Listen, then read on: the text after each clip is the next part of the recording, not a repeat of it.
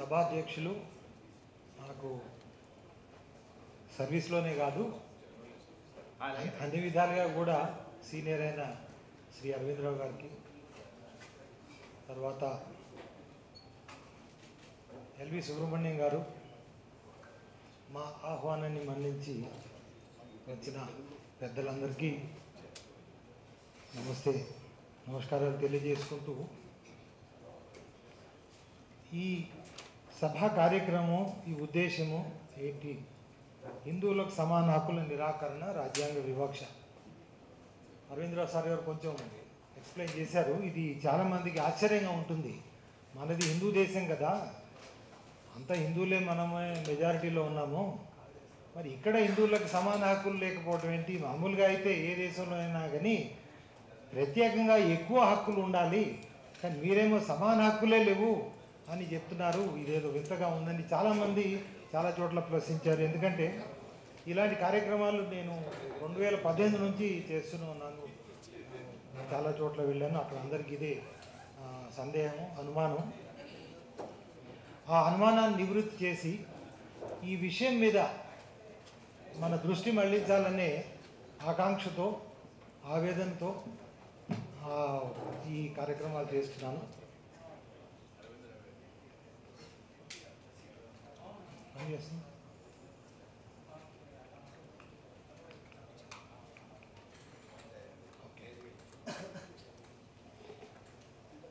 రాజ్యాంగం గురించి చాలామందికి అవగాహన లోపం ఉంటుంది. రాజ్యాంగం అనేది తెలుసు, కానీ అందులో ఏముంది అనేది. ఎందుకంటే భగవద్గీత అనేది చాలామంది తెలుసు, కానీ భగవద్గీతలో ఏముందో దాదాపుగా 99% తెలియదు. ఓన్లీ మనకి పుస్తకం కవర్ తెలుసు. అట్లాగే ఇప్పుడు ప్రస్తుత కాలంలో ఆధునిక యుగంలో రాజ్యాంగం గురించి ప్రతి వాళ్ళకి తెలుసు. దాని మీద మనం ఎన్నో రాజకీయ నాయకులు, జర్నలిస్టులు, మేధావులు, విద్యార్థులు అందరూ ప్రతి వాళ్ళు మాట్లాడుతుంటారు. కానీ అందులో ఉన్న అంశాలు ఏంటి, అది ఏం చేస్తుంది అనేది మనకు తెలియటం అది చాలామందికి తెలియదు. అది రాజ్యాంగం ప్రాముఖ్యత ఏంటంటే, it's a political manual for governance of the country. No, rather it's a manual for political governance of the country. దేశం యొక్క దిశానిర్దేశాన్ని చూపిస్తూ ఆ పాలన ఎలా చేయాలి అనే ఒక నీతి నియమావళి మాత్రమే. అందులో పౌరులకి ప్రాథమిక హక్కులు ఏముంటాయి, ప్రభుత్వం ఏమేమి చేయొచ్చు, ఏమేమి చేయకూడదు, ఎన్ని హక్కుల్ని హరించవచ్చు, ఏ హక్కుల్ని హరించలేవు, ఇలాంటివి అందులో పొందుపరిచి ఉంటుంది.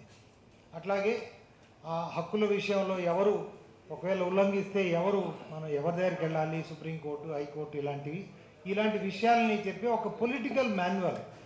దీన్ని ఒక మూల చట్టం అని కూడా అనవచ్చు. అంతగా తప్పిస్తే ఇది ఒక పవిత్ర గ్రంథం కాదు.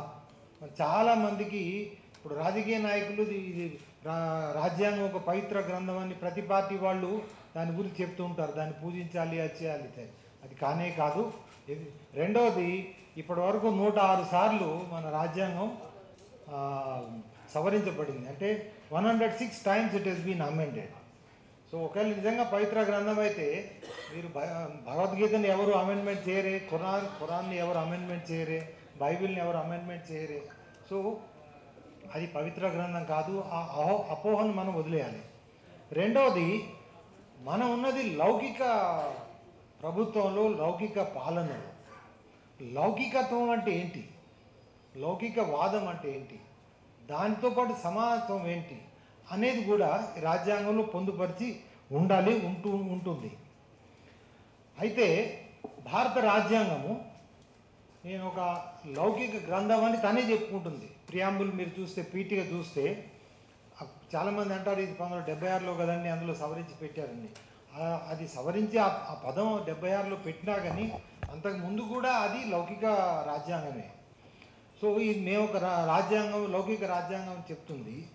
లౌకిక రాజ్యాంగానికి కావలసిన మొట్టమొదటి ఏంటంటే పౌరులందరినీ సమానంగా చూడాలి. రాజధర్మం అంటే లౌకికత్వమే. లౌకికత్వానికి రాజధర్మానికి పెద్ద తేడా ఏం లేదు. రాజు అనేవాడు ప్రజలందరినీ సమానంగా చూడాలి. తల్లి ఎట్లయితే తన బిడ్డల్ని సమానంగా చూస్తుందో, రాజు లేకపోతే ప్రభుత్వము, రాజ్యాంగము ప్రజలందరినీ సమానంగా చూడాలి. ఎవరు ఏ మతానికి చెందినవాడు అనేది అక్కడ ఆ ప్రసక్తే రాదు. ఈ సమస్యలని, ఈ విషయాల్ని మనం హిందువులు దాదాపుగా నా ఉద్దేశంలో 99% మంది హిందువులు రాజ్యాంగం మొదటి పేజీ కూడా చదివిన వాళ్ళు ఎవరు లేరు. ఆ 1% కూడా చదివి ఉండొచ్చు. అది కూడా వాళ్ళ అవసరం నిమిత్తం ఎంతవరకు ఉంటుందో అంతే చదివి ఉంటారు. కానీ మన దైనందిన కార్యక్రమాల్లో, దైనందిన విషయాల్లో రాజ్యాంగం ఏ విధంగా మన మీద వివక్ష చూపుతుంది అనేది చాలామందికి తెలియదు. అది అందుకోసం మన రాజ్యాంగం గురించిన అవగాహన చాలా అవసరం. ఇది లౌకికవాదానికి ప్రాథమికంగా 3 లక్షణాలు నా ఉద్దేశంలో, ఇంకా వేరే ఉండొచ్చు కూడా. ఒకటి, లౌకిక ప్రభుత్వాలకి అధికారమైన మతం అని ఉండదు. అంటే no official religion. That is the fundamental thing. అంటే ప్రభుత్వానికి కానీ, వ్యవస్థకు కానీ, పాలనా వ్యవస్థకి అది మతము అనేది ఉండదు. అంటే మతరహిత ప్రభుత్వాలు. రెండవది, ఇంతకుముందు చెప్పినట్టు అసలు అన్ని మతాలని సమానంగా చూడాలి. వివక్ష అనేది లేదు. అది చిన్న మతమా, పెద్ద మతమా, అల్పసంఖ్యాకులు, అధిక సంఖ్యాకులు అని ప్రసక్తి కాదు అక్కడ. అన్ని మతాలని సమానంగా ఒకే దృష్టితో చూస్తున్నారా అనేది. మూడవది, అది మత వివక్ష ఉండకూడదు. ఈ 3 లౌకికవాదం యొక్క ప్రాథమిక సూత్రాలు. ఆ తర్వాత మిగిలిన విషయాలు చాలా ఉంటాయి అవి, but they are all peripheral things in my view. తర్వాత మన రాజ్యాంగం 1950లో తయారైన విషయం అందరికీ తెలుసు. 1949 వరకు రెడీ అయిపోయింది. 1950 జనవరి 26న రిపబ్లిక్ డే మనం దాన్ని ఎట్లయితే సెలబ్రేట్ చేసుకుంటాం ఆ రోజున వచ్చింది. దానికంటే 2 సంవత్సరాల ముందు యునైటెడ్ నేషన్స్, అంటే ఐక్యరాజ్య సమితి, they passed this universal declaration of human rights అని ఒక తీర్మానం చేశారు.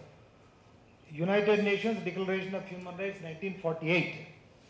దాంట్లో కూడా ఇదే చెప్తుంది. లౌకికవాదం ఏదైతే చెప్తుందో అన్ని దేశాలు కూడా ఏ మత వివక్ష చూపించకూడదు. అది అల్పసంఖ్యాకులైనా, అధిక సంఖ్యాకులైనా అందరినీ సమానంగా చూడాలి.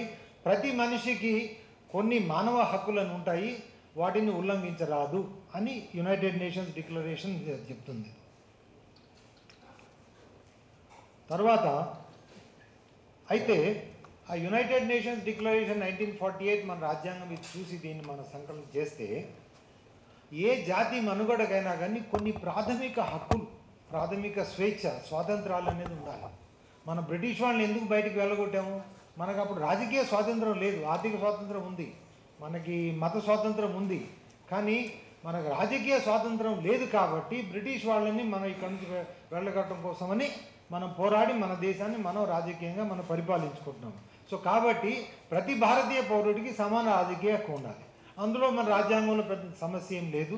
ఎందుకంటే ప్రతి వాళ్ళకి ఒకే ఓటు, ప్రతి వాళ్ళు కూడా పోటీ చేయొచ్చు, రాజకీయ కార్యక్రమాల్లో పాల్గొనవచ్చు. విషయం అక్కడ సమస్య లేదు. రెండవది, సమాన మత హక్కు. మత హక్కులు అంటే తమ మతాన్ని ఇది ఆచరించడానికి కావాల్సిన హక్కు. మూడవది, సమాన ఆర్థిక హక్కు. అంటే ఇక్కడ ప్రజా వనరులపైన, ప్రజా నిధులపైన, ప్రజా సంక్షేమ కార్యక్రమాలపైన ప్రతి వాళ్ళకి ఈక్విటబుల్ రైట్ ఉందా లేదా అనేది అది. తర్వాత చివరిగా సమాన విద్యా హక్కు. అంటే మన విద్యా వ్యవస్థలని, విద్యా సంస్థలని మనం ఏర్పాటు చేసుకొని మనకి సరిపోయిన, మనకు కావాల్సిన విద్యను మనం నేర్పగలమా లేదా ఇది. సో అయితే ఈ హక్కులు, ఈ 4 హక్కులు, 4ట్లో మొదటిది అన్ని ఉందని చెప్పాను. ఆ 3 హక్కులు, సమాన మత హక్కు, సమాన ఆర్థిక హక్కు, సమాన విద్యా హక్కు, ఇవి హిందువులకి మన రాజ్యాంగం ఇస్తుందా లేదా అనేది ఈనాటి చర్చాంశం.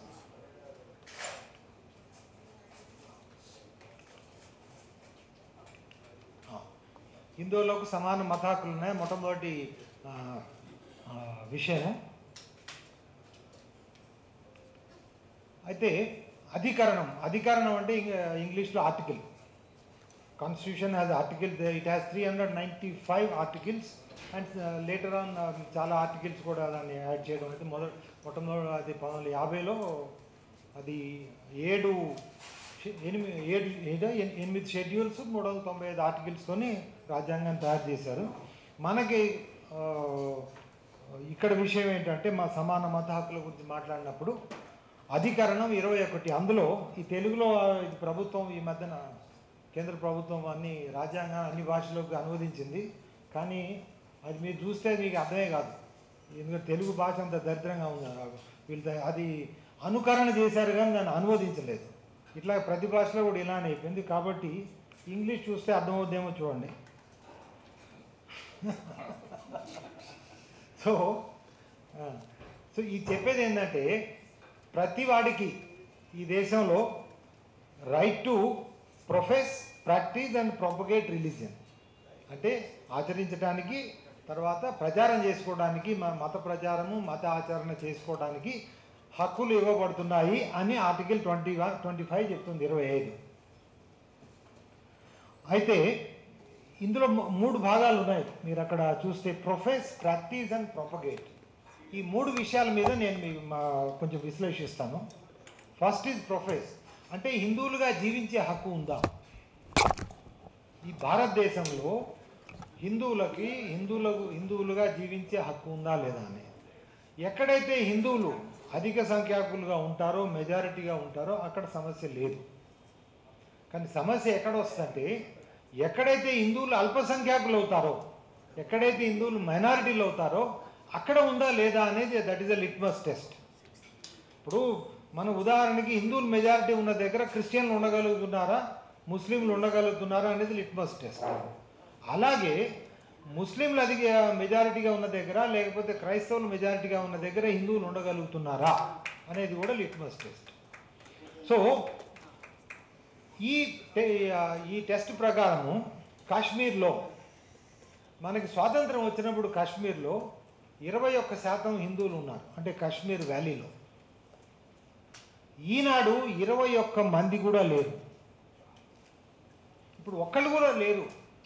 అక్కడ కాశ్మీర్ వ్యాలీలో ఒక్క హిందూ అనేవాడు కూడా లేడు. 1990 ఆ తర్వాత మళ్ళీ కొన్ని ఇది ఇంకో 2వ ఫేజ్లో మొత్తము హిందువులందరినీ తరిమేశారు. ఒక మారణ హోమం లాగా జరిగింది.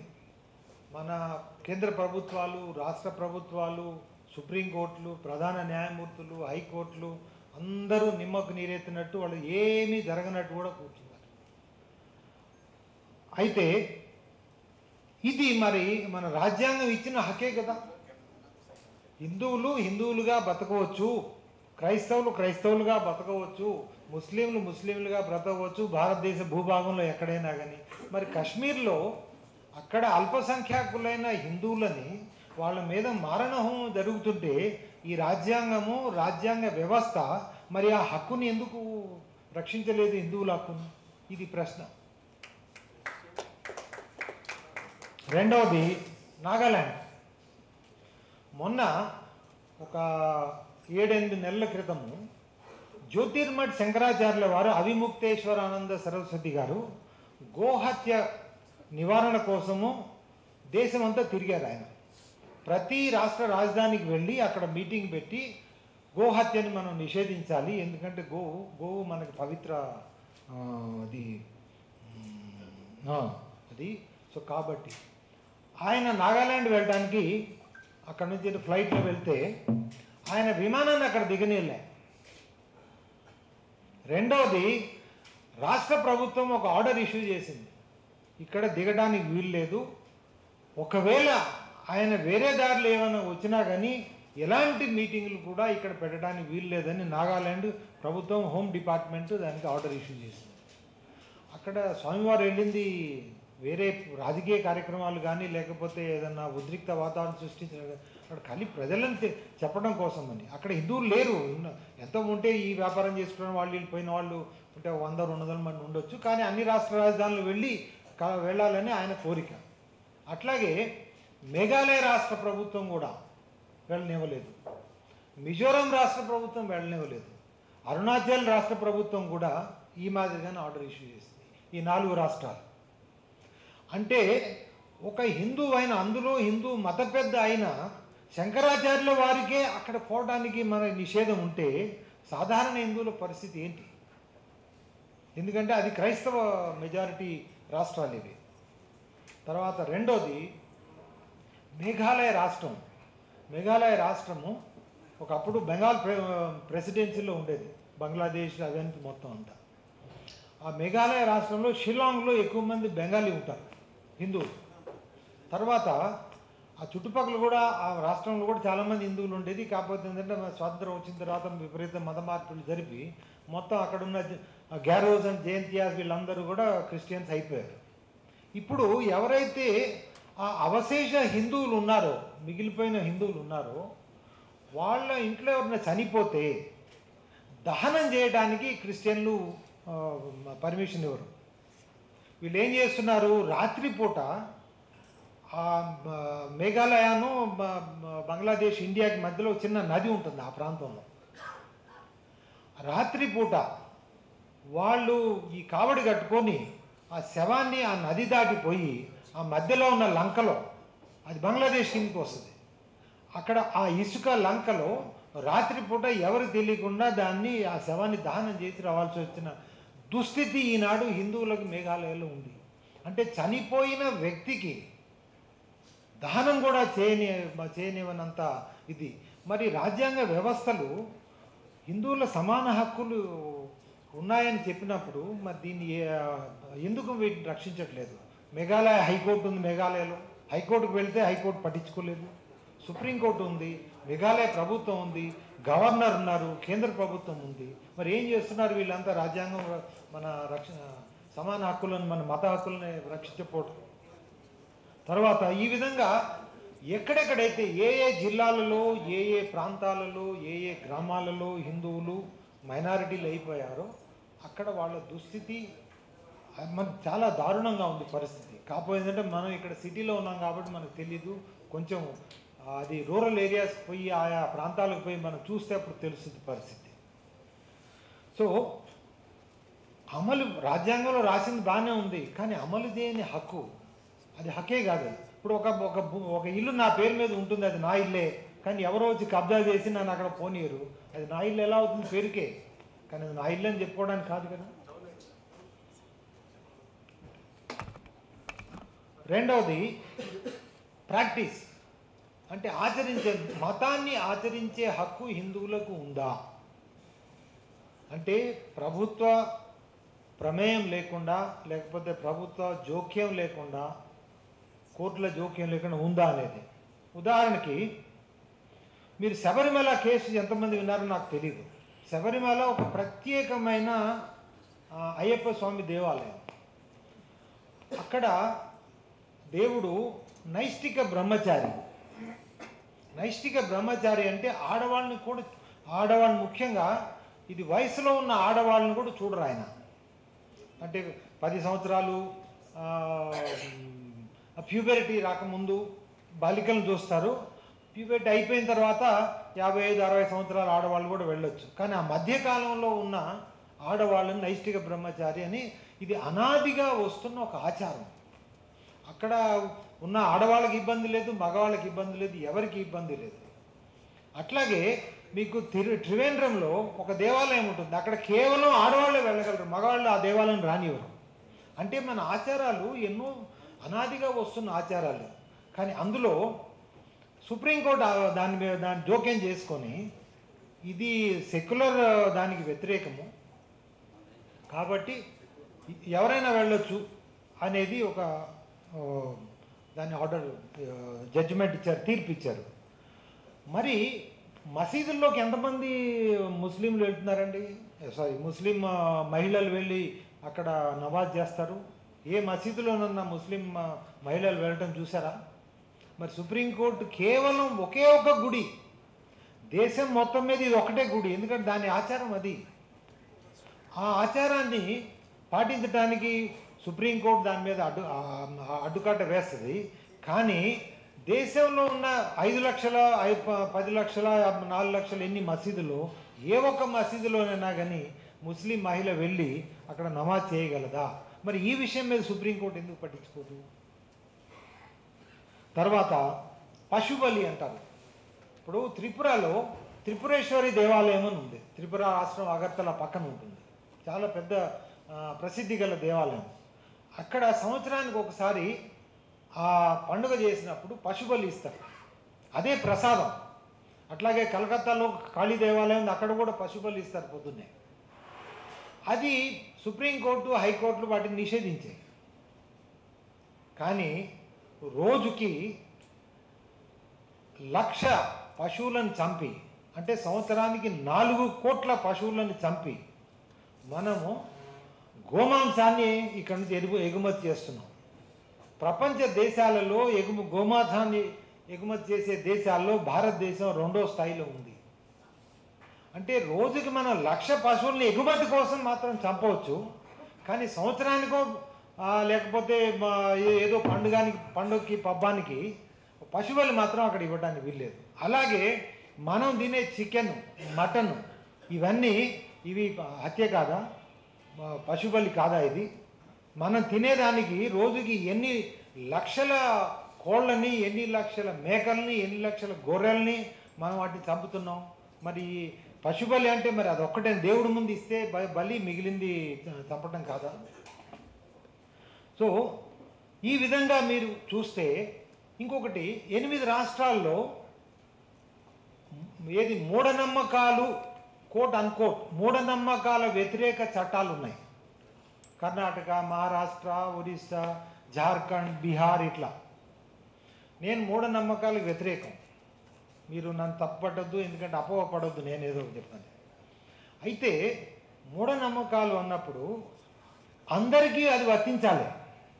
మీరు సువార్త సభలు, లేకపోతే స్వస్థత సభలు, లేకపోతే ఉద్యోగ సభలు అని చెప్పి అక్కడ చేసే ఏంటంటే అది మూఢనమ్మకం కాదా? మరి ఈ చట్టాలను వాటి మీద ఎందుకు ఉపయోగించరు? అంటే క్రైస్తవులు చేస్తే అది హేతువాదం, ముస్లింలు చేస్తే హేతువాదం, కానీ హిందువులు చేస్తే మాత్రం ఇదే సామెత ఉంది కదా, ఇది నేను చేస్తే శృంగారం, ఇంకోళ్ళు చేస్తే వ్యభిచారం అన్నట్లు. సో సో అంటే మనకి మన ఆచారాలని, మన మతాలను, మన పండుగలను మనం జరుపుకోవడానికి సమానమైన హక్కు లేదు. ఉదాహరణ హోలీ చూడండి. మీరు హోలీ వచ్చే ముందు మీకు మొత్తం ఇదంతా వస్తుంది, వాటర్లెస్ హోలీ, మనం నీళ్లు లేకుండా హోలీ జరపాలని. ఇప్పుడు మీరు అట్లాగే ఢిల్లీలో అది మన ఈ ఫైర్ వర్క్స్ని సుప్రీంకోర్టు బ్యాన్ చేసింది. అట్లా అది బ్యాన్ చేయడమే కాదు, చీఫ్ జస్టిస్ గారు అన్నారు దేశం అంతా బ్యాన్ చేయాలని. మరి దేశం అంతా బ్యాన్ చేస్తే న్యూ ఇయర్ డే రోజు ఎలా ఫైర్ వర్క్స్ జరుగుతుంది? మీరు ఆ చైనా వెళ్తే మొత్తం అసలు ఎంత ఫైర్ వర్క్స్ జరుగుతాయి, అమెరికా వెళ్తే జరుగుతాయి, సింగపూర్ వెళ్తే. అంటే మన ఏమన్నా ప్రత్యేక దేశం, మన భూభాగంలో లేమా, ఈ భూమి మీద లేమా? అంటే ఇది కేవలం హిందువుల పండుగ కాబట్టి, హిందువులు దీపావళి రోజు ఈ బాణాసంచా తోని పండుగని జరుపుకుంటారు కాబట్టి దీన్ని ఆపాలి. అట్లాగే సో ఈ విధంగా మనం చెప్పుకుంటూ పోతే ఎన్నో ఉదాహరణలు ఇవ్వచ్చు. మనకి చెప్పేది ఏంటంటే హిందువులకి తమ మతాన్ని ఆచరించే సమాన హక్కులు లేవు. ఇంకోటి విచిత్రమైందంటే, మీరు ఉజ్జయిన్ దేవాలయంలో అక్కడ భస్మం ఎంత వాడాలని సుప్రీంకోర్టు ఆర్డర్ ఉందండి. అంటే శివలింగం మీద భస్మం ఎంత వాడాలి అంటే ఇది ఏంటి, మనం ఏ దారిలో వెళ్తున్నాం? ఈ రాజ్యాంగం అనేది it is a manual for political governance of the country, it's not for religious governance. మత పాలన కోసం కాదు, ఇది రాజకీయ పాలన కోసం రాజ్యాంగాన్ని ఏర్పరిచారు. మూడవది మత మార్పిడి గురించి వివేకానందని అందరూ పూజిస్తారు. అన్ని పార్టీల వాళ్ళు వివేకానంద సెలబ్రేట్, ఆయన అన్న మాటలు చాలా ఉన్నాయి. And then every man going out of Hindu pale is not only a man less but an enemy more. అంటే హిందువు నుంచి బయటికి మత మార్పిడి చెంది బయటికి వెళ్ళినవాడు హిందువుల్లో ఒక మనిషి తక్కువైనట్టు కాదు, హిందువులకు ఒక శత్రువు ఒక పెరిగినట్టు అనేది ఆయన ఉద్దేశం. అయితే మీరు దాని ముందు చెప్పాలి. మతాలు 2 రకాలండి, చాలామందికి తెలిసి ఉండొచ్చు, కానీ బ్రీఫ్గా చెప్తాను. ఒకటి అబ్రహామిక్ రిలీజియన్స్, ఒకటి నాన్ అబ్రహామిక్ రిలీజియన్స్. అబ్రహామీయ మతాలు అంటే దే ఫాలో అని ఇంగ్లీష్లో చెప్పాలంటే ప్రొఫెటిక్ మోనోథియిజం అనేది ఒక సిద్ధాంతం ఉంది. దాని ప్రకారం ఏంటంటే అబ్రహీం మతాల్లో 3 ఉన్నాయి ముఖ్యంగా. ఒకటి యూదు మతం, జుడైజం, ఇజ్రాయెల్. రెండవది క్రిస్టియానిటీ, క్రైస్తవం. మూడవది ఇస్లాం. ఈ 3 మతాల సిద్ధాంతాలు ఒకటే దాదాపుగా. అందులో ఏంటంటే ఒకే ఒక దేవుడు అంటాడు, అభ్యంతరం లేదు.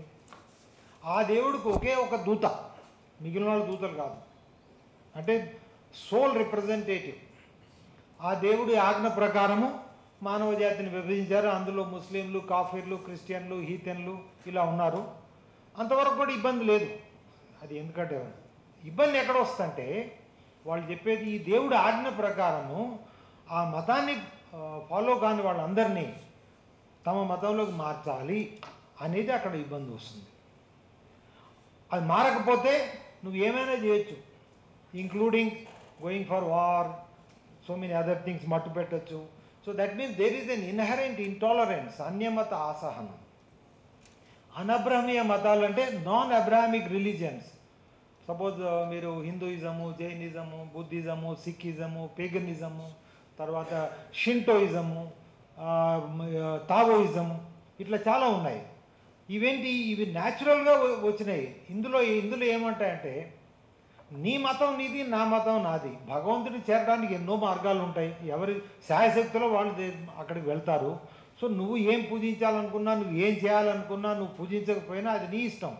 నిన్ను మార్చే హక్కు నాకెవరికి ఉంటుంది? ఎందుకంటే భగవంతుడు మన అందరినీ సృష్టించింది భగవంతుడే కాబట్టి నీ మతం మార్చాల్సిన అవసరం నాకు లేదు, నాకు అలాంటి అది కోరిక కూడా లేదు అని చెప్పే మతాలు అనబ్రహ్మీయ మతాలు. అంటే ఒకళ్ళు శాకాహారులు, ఇంకొకళ్ళు మాంసాహారులు. అబ్రహమీయ మతాలు మాంసాహారులు. ఇంకొక జంతువుని చంపి తింటే కానీ వాటికి ఆహారం దొరకదు. శాకాహారులకు ఏంటి, మామూలు ఏదో పండ్లు, ఫలాలు, ఆకులు, అలములు తినేవి. అయితే ఇప్పుడు మన రాజ్యాంగం ఏం చెప్తుంది? అన్ని మతాల వారికి మత ప్రచారము అంటే మత మార్పిడి చేసుకోవడానికి సమాన హక్కులు ఇచ్చామన్నారు.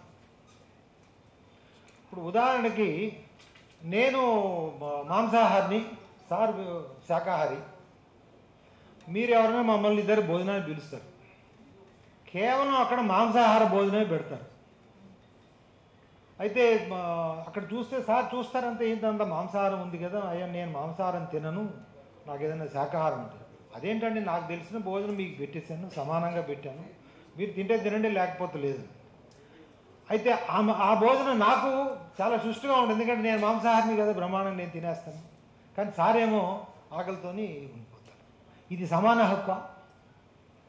సమాన హక్కు అంటే ప్రజల అవసరాల ప్రకారము, ప్రజల అవసరాలను తీర్చే హక్కు సమాన హక్కు. అట్లాగే మీరు ఇంకొక ఉదాహరణ తీసుకోండి. జంతు ప్రపంచంలో ఒక తోడేలు, ఒక జింక, సపోజ్ మనం ఒక రూల్ చేసామనుకోండి, మీరు ఎవరినైనా చంపి తినొచ్చని. జింకకేమో అసలు చంపడం ఏంటో తెలియదు, చంపినా తినడం ఏంటో తెలియదు ఆ మాంసాన్ని. కానీ తోడేలకు మాత్రం ఇది ఒక లైసెన్స్ జింకను చంపడానికి. ఓ నాకు సమాన అధికారం ఉంది, నేను చంపే సమాన అధికారం ఉంది. ఇప్పుడు హిందువులకి ఈ సమాన అధికారం, మత మార్పిడి సమాన అధికారంలో అసమానత ఉంది. మనకి పైకి కనిపించే సమానత్వంలో అసమానత. ఇప్పుడు క్రైస్తవులు వాళ్ళు మిషనరీలు పెట్టి ఊరూరు తిరిగి, ఇల్లు తిరిగి మతం మారని చెప్తారు. మీరు ఎక్కడైనా ఒక హిందువుని చూసారా? దేశం మొత్తం మీద, ప్రపంచం మొత్తం మీద ఎవరింటికన్నా పోయి మా మతం మారండి అని చెప్పేవాళ్ళు. ఎందుకంటే అసలు మతం మారటం అనేది మనకు ఆ కాన్సెప్టే లేదు, ఆ పద్ధతి, ఆ సిద్ధాంతం అది లేనే లేదు మనకి. సో కాబట్టి ఈ మత మార్పిడి హక్కు అనే ముసుగులో క్రైస్తవులకు, ముస్లింలకు రాజ్యాంగము హిందువులను మతం మార్చమని ఇచ్చిన లైసెన్స్. ఇది సమాన హక్కు కాదు. తర్వాత ఈ మత మార్పిడి వలన గత 75 సంవత్సరాల్లో జరిగిన హాని ఇది. 2024 సంవత్సరం అంటే గత సంవత్సరం ప్రధానమంత్రి కార్యాలయంలో ఒక కమిటీ ఉంటుంది, that is economic affairs committee. To the prime minister, EAC to PM అంటారు దాన్ని. So they conducted a study about the religions throughout the world, not about India. అందులో భారతదేశంలో వాళ్ళు ఇచ్చిన స్టాటిస్టిక్స్ ఏంటంటే 1950 నుంచి 2015 వరకు జనాభాలో మార్పులు ఏంటి అనేది వాళ్ళు ఇచ్చారు. 1950లో మనకు ఈ రాజ్యాంగం వచ్చినప్పుడు భారతదేశంలో హిందువుల జనాభా 84.68% ఉంది, 84.68%. 2015 నాటికి అది 78.06, అంటే 6.62 percentage points there is a decline. హిందువులు 6.62, మీరు 75 సంవత్సరాల్లో మీరు జనాభా గురించి అవగాహన ఉన్న వాళ్ళకి తెలుస్తుంది. The population dynamics 6.62 in 75 is extraordinary. అసలు అంత మార్పు ఉండదు. ముస్లింలు అదే సమయంలో ముస్లింల జనాభా 9.84 నుంచి 14.09, అంటే 4.25 percentage points పెరిగింది. అట్లాగే క్రైస్తవులది 0.12 అట. ఇది ఏమన్నా నమ్మశక్యమా? క్రైస్తవులది ఓన్లీ 0.12 పెరిగింది, అదే చెప్తాను మీకు. సిక్కులది కూడా పెరిగింది 0.11. బౌద్ధుల పర్సంటేజ్, బౌద్ధులు మన స్వాతంత్రం వచ్చినప్పుడు 0.05, ఈరోజు దాదాపుగా 1%కి వచ్చింది. తర్వాత జైన్లు వాళ్ళు తక్కువయ్యారు, పార్సీలు కూడా తక్కువైపోయారు. ఇది economic advisory council to the prime minister వాళ్ళ నివేదిక. మీరు వెబ్సైట్లో చూస్తే తెలుస్తుంది. ఇది మీరు you can write EAC to PM religious report or report on religion అని మీరు గూగుల్ సెర్చ్ చేస్తే మీకు అది ఉంటుంది. అయితే ఈ లెక్కలను కూడా నేను తప్పుపడతాను. మన జనాభా లెక్కల్లో గణనీయమైన తప్పులు తేడాలు ఉన్నాయి. ఏంటి అంటే అవి ఎందుకు? నేను చెప్పడం ఏంటంటే నా ఎస్టిమేట్, నా స్టడీ ప్రకారము ప్రస్తుతం భారతదేశంలో 70% కూడా హిందువులు లేరు. అది ఎలానో మీకు అది చూస్తే తెలుస్తుంది. ప్రధానమంత్రి వాళ్ళ రిపోర్ట్ ఇచ్చింది ఏంటంటే 78.06, కానీ నేను చెప్పేది ఏంటంటే 70% కూడా లేవు. ఎలానంటే మత మార్పిడులు భారీగా జరుగుతున్నాయి. మన స్వాతంత్రం వచ్చినప్పుడు మన దేశంలో ఎక్కడో ఒక చోట చర్చ్ ఉండేది. ఈరోజు ప్రతి గ్రామంలో, ప్రతి కుగ్రామంలో చర్చ్ ఉంది. చాలా గ్రామాల్లో 2, 3, 4 చర్చిలు ఉన్నాయి. ఎక్కడి నుంచి వచ్చినాయి? ఎందుకు పెట్టారు అక్కడ? మత మార్పిడి జరగకపోతే ఎందుకు అక్కడ చర్చ అవసరం ఏంటి? అట్లాగే మసీదులు, మీరు దాదాపుగా ఈరోజు 5 లక్షల మసీదులు ఉన్నాయి మన దేశంలో. చర్చిలు దాదాపుగా 5.5 లక్షలు ఎస్టిమేట్ ప్రకారం. 94% of the habitation has been covered by Christian churches. They have planted churches in 94%. 94% అంటే మన దేశంలో 6,54,000 హ్యాబిటేషన్స్ ఉన్నాయి. దాంట్లో ఇది 94% అంటే చూడండి, దాదాపుగా 5.5 lakhs, మీకు 6 lakhs వరకు ఉంటుంది. అయితే విచిత్రం ఏంటంటే ఇది మీరు చాలా గమనించాలి ప్రతి వాళ్ళు. 1971లో జనాభా లెక్కల ప్రకారం సెన్సస్, ఇది మనం చెప్పాం, యునైటెడ్ ఆంధ్రప్రదేశ్, సమైక్య ఆంధ్రప్రదేశ్, తెలంగాణ ఆంధ్రప్రదేశ్లో కలిపితే ఆనాడు క్రైస్తవుల జనాభా 4.39, 4.39%. ఏది 1971లో. 2011లో అది 1.34 పడిపోయింది. ఇది నిజమంటారా?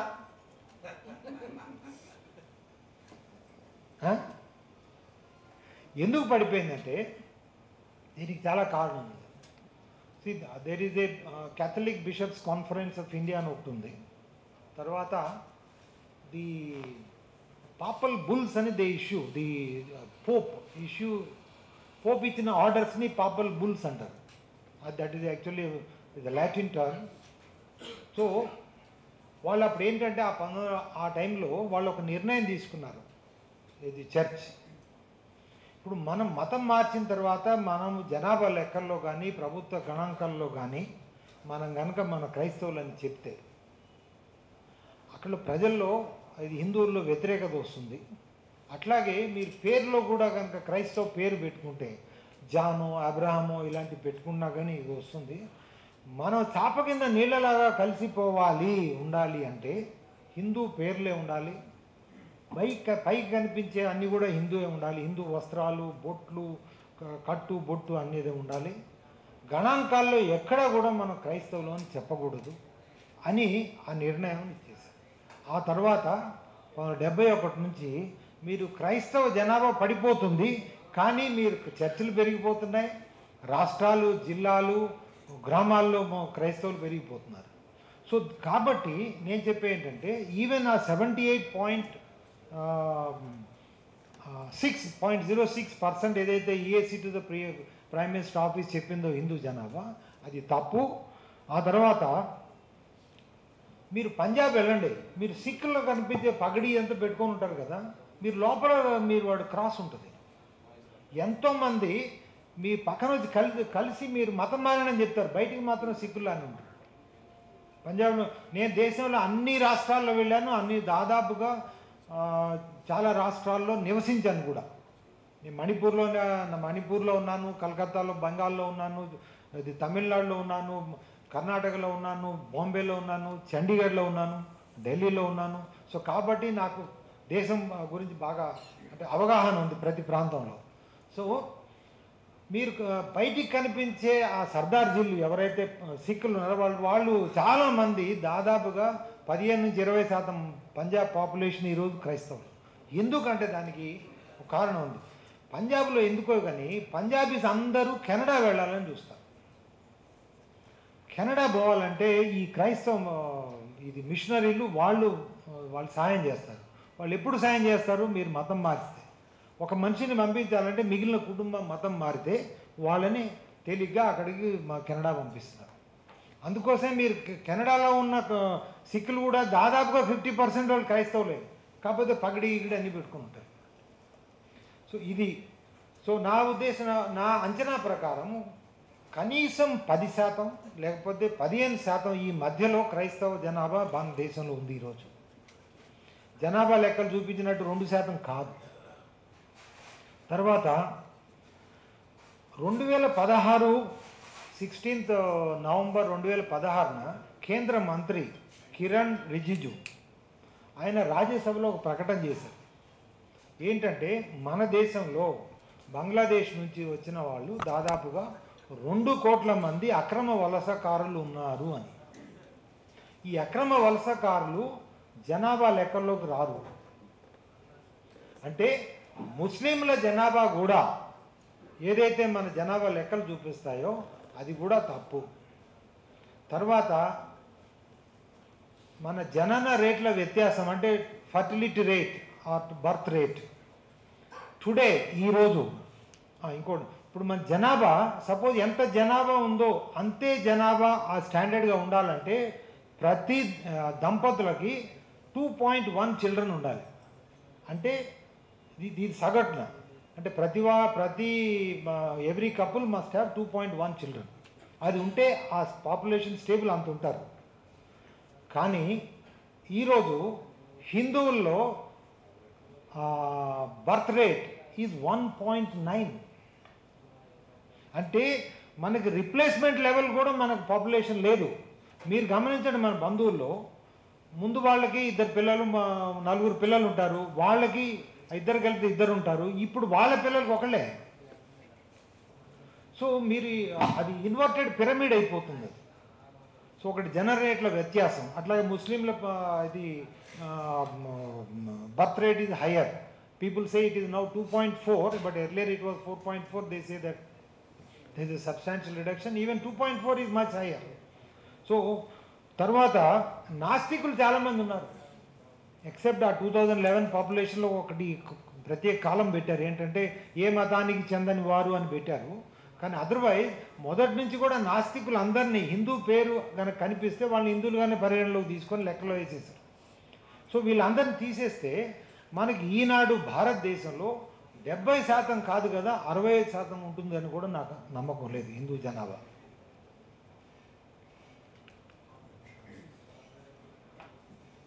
గత 75 సంవత్సరాల్లో 10 రాష్ట్రాలు లేక కేంద్ర పాలిత ప్రాంతాలు, ఆ కేపాప్రా అంటే కేంద్ర పాలిత ప్రాంతాలు, 10 రాష్ట్రాలు కేంద్ర పాలిత ప్రాంతాల్లో హిందువులు మైనారిటీలు లేకపోతే అక్కడ ఎవరు లేరు.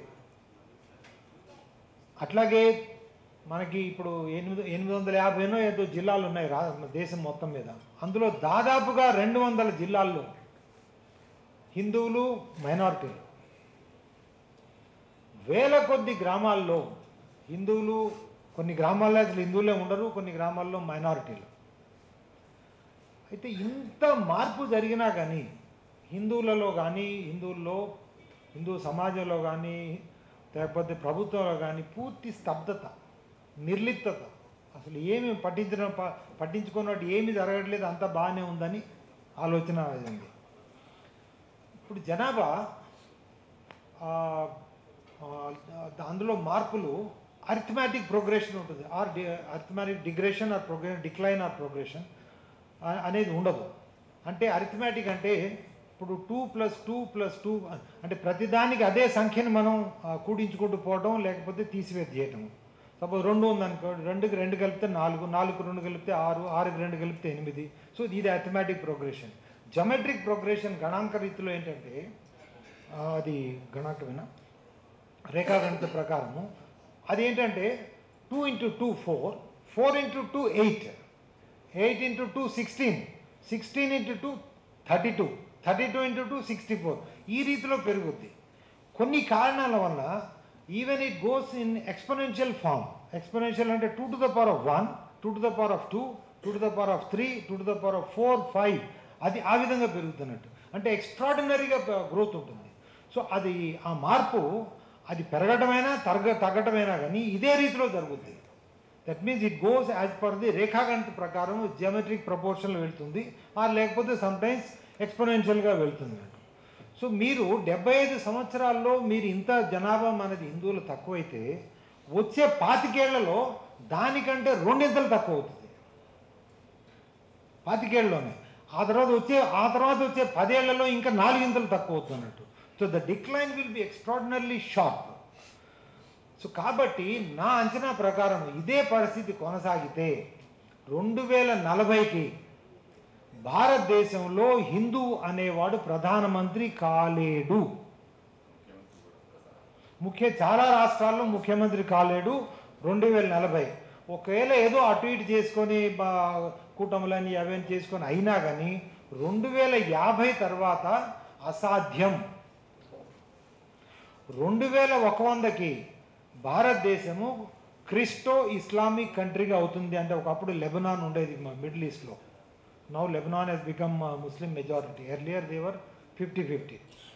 సో 2100కి 2100 సంవత్సరానికి అంటే ఇంకో 75 సంవత్సరాల్లో అక్కడ మన హిందువుల పరిస్థితి ప్రస్తుతం పాకిస్తాన్లో బంగ్లాదేశ్లో హిందువుల దుస్థితి ఎలా ఉందో అలానే ఉంటుంది మనకి. అయితే ఆఫ్ఘనిస్తాన్లో హిందువులు మైనారిటీలు అయిపోయి భారతదేశాన్ని పరిగెత్తుకొని వచ్చారు, పలాయనం చేశారు. పాకిస్తాన్లో తంతే భారతదేశం వచ్చారు, బంగ్లాదేశ్లో తంతే భారతదేశం వచ్చారు. శ్రీలంక ఎల్టీటీ ఆ టైంలో జరిగితే వాళ్ళందరూ ఇటు తమిళనాడు వచ్చారు ఇక్కడికి. మరి భారతదేశంలోనే హిందువులు మైనారిటీ అయిపోతే ఎక్కడ పోతారు? ఏమన్నా దేశం ఉందా ప్రపంచంలో? హిందూ దేశం అనేది ఉందా? ఎక్కడ పోతారు?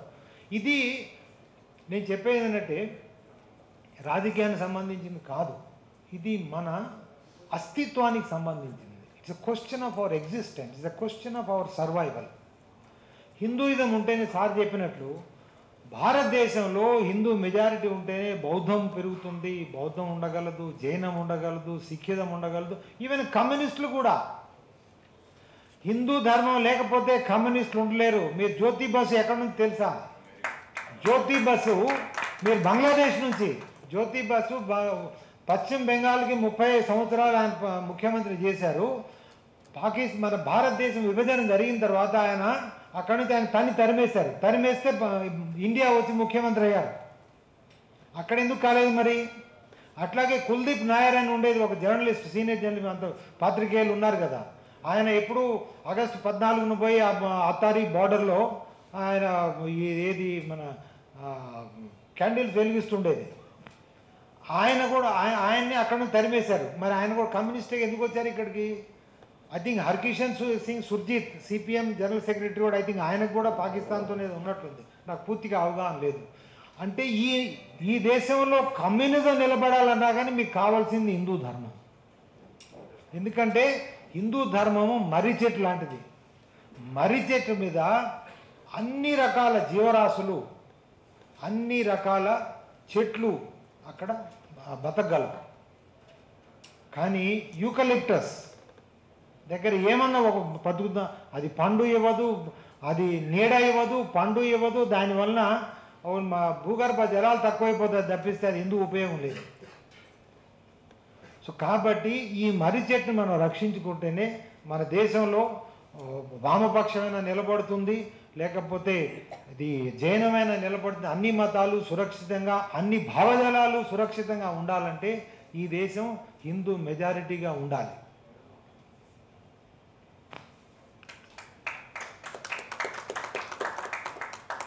ఆ తర్వాత ఈ మత మార్పిడి విషయంలో చివరిది మనకి హిందూ సక్సెషన్ యాక్ట్ అని ఉంది, అంటే వారసత్వ చట్టం అని ఉంది. అందులో సెక్షన్ 26 ప్రకారం ఏం చెప్పుద్దంటే, ఏ హిందువైనా మతం మారితే అతను ఆ ఆస్తి, అతని పిల్లలు కూడా తనకు వారసత్వంగా సంక్రమించిన ఆస్తి పూర్తిగా కోల్పోతాడు అని హిందూ వారసత్వ చట్టంలో ఉంది. సెక్షన్ 26 మీకు ఇచ్చాను అక్కడ. కానీ దాదాపుగా చాలా కోర్టులు, ఎవరైతే సపోజ్ ఎవరైనా మతం మారారనుకో, వాళ్ళు కోర్టుకు వెళ్తే కోర్టులు ఈ సెక్షన్ని అతిక్రమించి, ఈ చట్టాన్ని అతిక్రమించి దీనికి వ్యతిరేకంగా కూడా మనకు తీర్పులు ఇస్తున్నాయి.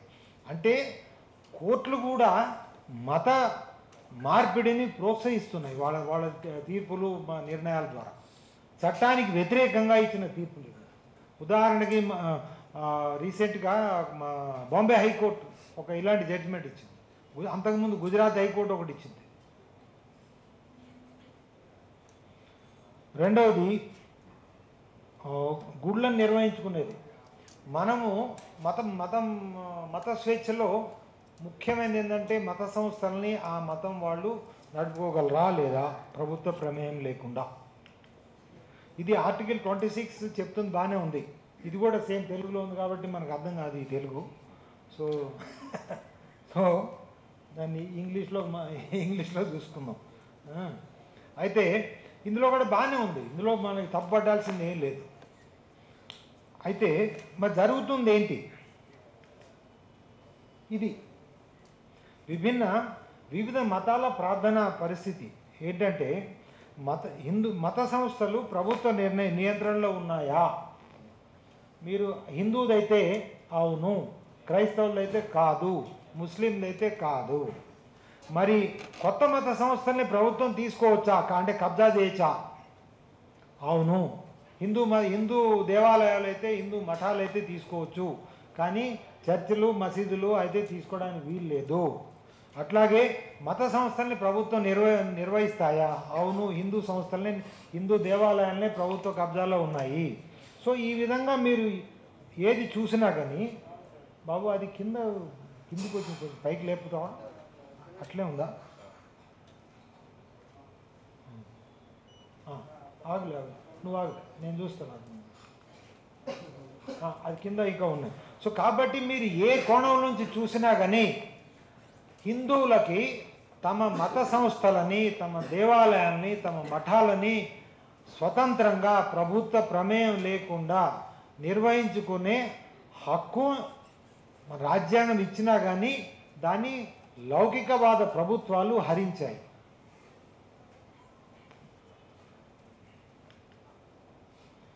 (1950లో ఇది అంతకుముందు కొన్ని గుళ్ళు ప్రభుత్వం కింద ఉన్నాయి. సో అప్పుడు వచ్చినప్పుడు దేవాలయం విడిపించాలి కదా, హిందూ సంస్థ హిందువులకు ఇవ్వాలి కదా, ఇవ్వలేదు. అది కాకపోగా ప్రతి రాష్ట్రం, మీరు కాశ్మీర్ నుంచి కన్యాకుమారి వరకు, గుజరాత్ నుంచి మణిపూర్ ఇంఫాల్ వరకు అన్ని రాష్ట్రాలు చట్టాలు చేసి అక్కడున్న దేవాలయాలు, ముఖ్యంగా ఎక్కడ ఏ దేవాలయానికి ఆదాయ వనరులు ఉన్నాయో అవన్నీ తీసుకున్నాయి. ఆదాయం లేనివి, వనరు లేనివి మాత్రం తీసుకోరు. ఎందుకంటే వాటికి ఇబ్బంది కదా, వాటికి డబ్బు ఖర్చు పెట్టారు ప్రభుత్వం. సో ఉన్న వాటి తీసేస్తారు.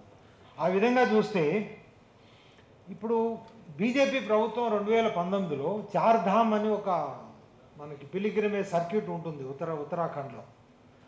దాంట్లో 55 దేవాలయాలు ఉంటాయి. 2019లో ఒక చట్టం చేసి బీజేపీ ప్రభుత్వము 55 దేవాలయాలను స్వాధీనం చేసుకుంది.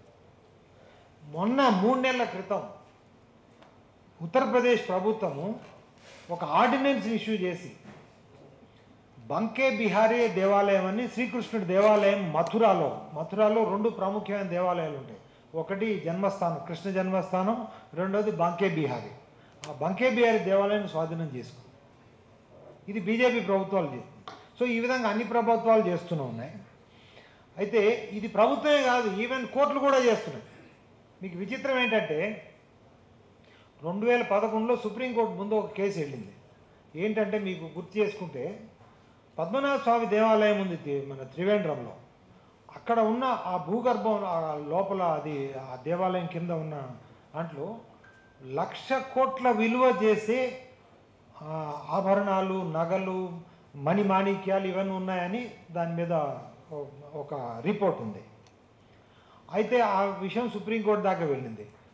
దానికి ఆ దేవాలయానికి ధర్మకర్త, ముఖ్య ధర్మకర్త, ప్రధాన ధర్మకర్త మహారాజు, ఇది త్రివేంద్రం మహారాజు గారు. ఆ కుటుంబం మహానిష్ట, చాలా దైవభక్తి ఉన్నవాళ్ళు. పొరపాటున కూడా ₹1 తీసుకునేవాళ్ళు కాదు. వాళ్ళ డబ్బులే ఇచ్చి ఆ దేవాలయాన్ని ఖర్చు పెట్టేవాళ్ళు. సుప్రీంకోర్టు ఏం చేసిందంటే ఈ మహారాజు గేరా చెల్లదు, మహారాజు ఉంటే అట్లా నామం మాత్రం ఉండొచ్చు, మేము డిస్ట్రిక్ట్ జడ్జిని అపాయింట్ చేస్తున్నాం. త్రివేంద్రం డిస్ట్రిక్ట్ జడ్జిని అపాయింట్ చేసి ఆయనని మేనేజ్మెంట్ కమిటీగా హెడ్గా చేసి ఆయనకు స్వాధీనం చేసింది దేవాలయం. ఈ జడ్జిమెంట్ 2011లో మీరు సెర్చ్ చేస్తే మీకు వస్తుంది.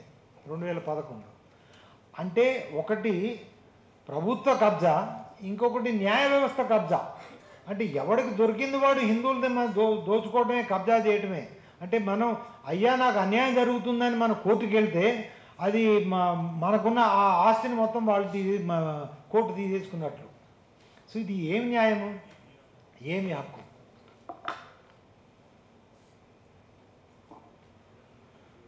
దీని కారణంగా కాశ్మీర్ నుంచి కన్యాకుమారి వరకు, సోమనాథ్ నుంచి ఇంఫాల్ వరకు 2 లక్షలకు పైచిలకు దేవాలయాలు ప్రభుత్వాల కింద ఉన్నాయి. తెలంగాణలో 13,000, ఆంధ్రాలో 24,000 చిల్లర, ఒరిస్సాలో 16,500, తమిళనాడులో 42-43,000, కర్ణాటకలో 28,000, కేరళలో 3,000. సో ఈ విధంగా మీరు లెక్కేసుకుంటూ పోతే 2 లక్షల చిల్లర దేవాలయాలు ప్రభుత్వం కింద ఉన్నాయి. అంటే వనరులు ఉన్న, ఆస్తులు ఉన్న దేవాలయాలు. వాటితో పాటు 20 లక్షల ఎకరాల దేవుడు మాన్యాలు, దేవుడు అంటే మన దేవాలయ భూములు ప్రభుత్వం కింద ఉన్నాయి. సంవత్సరానికి దాదాపుగా 50,000 కోట్ల రూపాయల హుండీ కలెక్షన్. మనమేదో దేవుడికి ఇస్తే ధర్మానికి ఉపయోగపడుతుంది అని మనము హుండీలో వేస్తే, కానుకలు వేస్తే అవేమో ప్రభుత్వానికి వెళ్ళిపోతున్నాయి. 50,000 కోట్ల రూపాయలు ఇవన్నీ ప్రభుత్వాల కింద ఉన్నాయి. దేవాలయాలు వాణిజ్య కేంద్రాలు అయిపోయాయి. ఇప్పుడు మీరు చర్చికి వెళ్ళండి, ఎవడన్నా టికెట్ అడుగుతాడా? మసీదుకి వెళ్ళండి, టికెట్ తీసుకోమంటాడా? కానీ ప్రభుత్వం కింద ఉన్న ప్రతి దేవాలయం మీరు అక్కడికి వెళ్ళిందే చెప్పుల స్టాండ్ నుంచి మొదలు పెడితే, పార్కింగ్ నుంచి మొదలు పెడితే ప్రతిదీ డబ్బు డబ్బు డబ్బు డబ్బు. మన దేవుని వెంకటేశ్వర స్వామి నా దేవుడు, నా దేవుడిని నేను చూడటానికి ప్రభుత్వానికి నేను టికెట్ కొనాల్సిన అవసరం ఏంటి? దానికి అసలు అక్కడ దేవుడు ముందు విఐపీలు ఏంటి? దేవుడు ముందు అందరూ సమానమే. ఈ వ్యవస్థ తెచ్చింది ఎవరు? ఇది ప్రభుత్వం, హిందూ ధర్మం కాదు. కానీ క్రైస్తవ మిషనరీలు ఏం చెప్తాయి? మీరు మీ దేవుణ్ణి చూడటానికి డబ్బులు కట్టాలి, మీరు కానీ మా దేవుణ్ణి చూడటానికి మేము డబ్బులు ఇస్తాం రండి అని పిలిచి మత మార్పులు చేస్తున్నారు. అంటే ఎంత దౌర్భాగ్యం మనది. మన దేవుణ్ణి మనం చూసుకోవడానికి మనం డబ్బు కట్టాలి ప్రభుత్వానికి. నాకు ఇష్టమై నేను ₹1,00,000, ₹1,00,000, ₹1 హుండీలో వేస్తాను, అది నా ఇష్టం. కానీ మీరు ఈ టికెట్ కొంటే నేను సినిమా చూడటానికి వెళ్తున్నామా?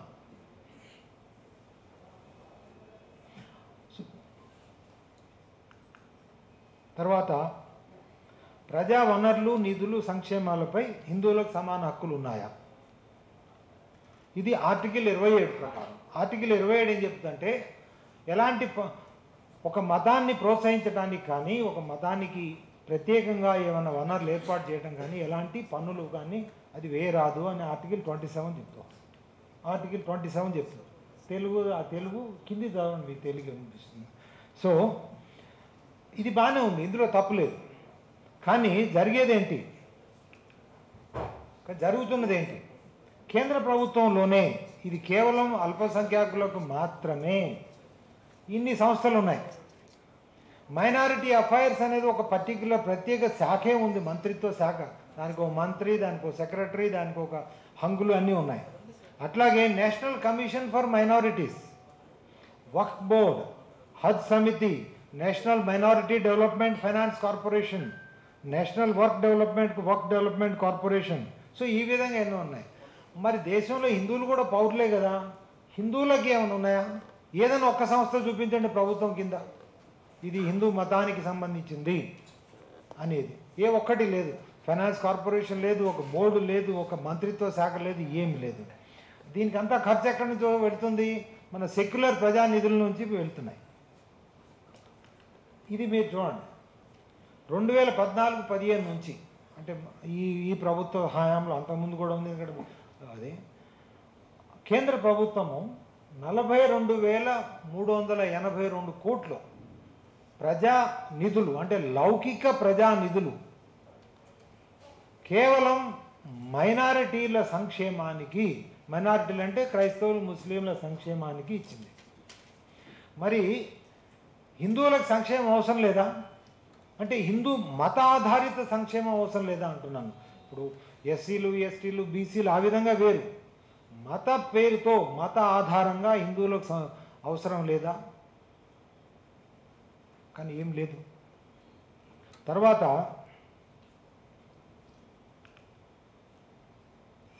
ఈ విషయంలో ఒకటి చెప్పుకోవాలి. మన మోదీ గారు ఏమన్నా అంటే 5 కోట్ల స్కాలర్షిప్లు మైనారిటీ విద్యార్థులకు ఇస్తున్నాము, సంవత్సరానికి కోటి విద్యార్థులకు ఇస్తున్నామన్నారు. ఆ తర్వాత ఆయన ఒక పెద్ద స్లోగన్ ఉంది మోదీ గారిది, ఏక్ హాత్ మే ఖురాన్, ఏక్ హాత్ మే దూసరా హాత్ మే కంప్యూటర్.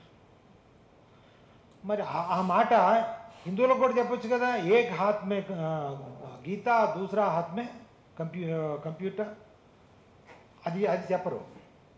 అయితే దీంట్లో జరిగే ముఖ్య విషయం ఏంటంటే, సపోజ్ నేను ఈ ఉదాహరణ ఎప్పుడు చెప్తుంటాను. 3 విద్యార్థులు ఉన్నారు, ఒకే వీధిలో పక్క ఇంట్లో ఉంటారు. ఒకళ్ళు క్రైస్తవులు, ఒకళ్ళు ముస్లింలు, ఇంకొకళ్ళు హిందూ. 3 అబ్బాయిలు. వాళ్ళ ఆర్థిక సామాజిక పరిస్థితి కూడా సమానం, దాదాపు పక్క ఇల్లే. 3 ఒకే పాఠశాలలో చదువుతారు. క్లాస్మేట్లు కూడా ఒకే బెంచ్లో కూర్చుంటారు. అయితే ఒకరోజు వాళ్ళ ఉపాధ్యాయుడు వచ్చి అంటారు, ఇందులో మైనారిటీలు ఎవరెవరు ఉన్నారు, క్రైస్తవులు, ముస్లింలు ఎవరైనా చేయెత్తమని చెప్తారు. సో అవి 2 పిల్లలు చేయెత్తారు. అని చెప్తారంటే, ప్రభుత్వం మీకు స్కాలర్షిప్ ఇచ్చింది, పాఠ్య పుస్తకాలు, యూనిఫాము, షూస్ ఇవన్నీ ఇచ్చింది, మీరు అప్లికేషన్ ఇచ్చి మీరు వెళ్ళి తీసుకోండి అని. ఈ హిందూ విద్యార్థి, ఈ అబ్బాయి కూడా నిలబడి, మరి సార్ మా పరిస్థితి కూడా అలానే ఉంది, నాకు కూడా కావాలి అంటాడు. ఆ టీచర్ ఏమంటాడు, మరి నువ్వు మైనారిటీ కాదు కదా, నీకు అనర్హుడు నువ్వు, సో కాబట్టి నీకు రాదు అని. సో ఈ పిల్లవాడు ఆలోచిస్తాడు, 1 నెల, 2 నెలలు, 3 నెలలు ఆలోచిస్తాడు, నేనేం తప్పు చేశాను అంటే, హిందూగా పుట్టడమే తప్ప ఈ దేశంలో. ఆలోచించి వెద మతం ఉంటే ఏంటి, పోతే ఏంది, నేను కూడా ముస్లింనో క్రైస్తవునో అయితేనే ఆ మసీదుకో చర్చికో పోయి మతం మార్చుకుంటాడు. వాళ్ళు సర్టిఫికేట్ ఇచ్చేస్తారు, ఈ రోజు నుంచి ఈ అబ్బాయి క్రైస్తవుడో లేకపోతే. ఆ సర్టిఫికేట్ తీసుకుపోయి టీచర్ చూపిస్తాడు. టీచర్ ఏమంటావో, చాలా మంచి పని చేసావు నువ్వు, ఇప్పుడు నువ్వు కూడా మైనారిటీ అయిపోయావు, నువ్వు కూడా వీటన్నిటికీ అర్హుడి అనిస్తారు. అంటే దీని ఉద్దేశం ఏంటి? దీని ఉద్దేశం ఏంటంటే, ప్రభుత్వము లౌకిక ప్రజానిధులను దుర్వినియోగం చేసి హిందువులను మత మార్పిడికి ప్రోత్సహిస్తుంది. అంటే ఇది ఒక మిషనరీ దావాతిలాగా పనిచేస్తుంది. ఇప్పుడు ప్రభుత్వం అంటే అందరికీ సహాయం చేయాలి. బీదవాడంటే ప్రభుత్వం సహాయం చేయాలి, ఏ అవసరాలున్నా సహాయం చేయాలి. మీకు మతంతో పని ఏంటి? నువ్వు లౌకికవాదం ప్రభుత్వాలు అయినప్పుడు, లౌకిక రాజ్యాంగం అయినప్పుడు, లౌకిక పాలన అయినప్పుడు ఆ వ్యక్తి మతంతో నీకు పని ఏమిటి? ఇప్పుడు ముస్లింలో ఎంతమంది బీదవాళ్ళలో సహాయం చేయి, క్రైస్తవుల్లో సహాయం చేయి, బౌద్ధుల్లో సహాయం చేయి, హిందువుల్లో సహాయం చేయి. ప్రభుత్వానికి మతంతో సంబంధం ఏంటి? ఎందుకంటే ఇది హిందూ వ్యతిరేక చర్యలు కాబట్టి. తర్వాత ఇది చూడండి, ఇన్ని స్కీములు పెట్టారు గత 10 ఏళ్లలో.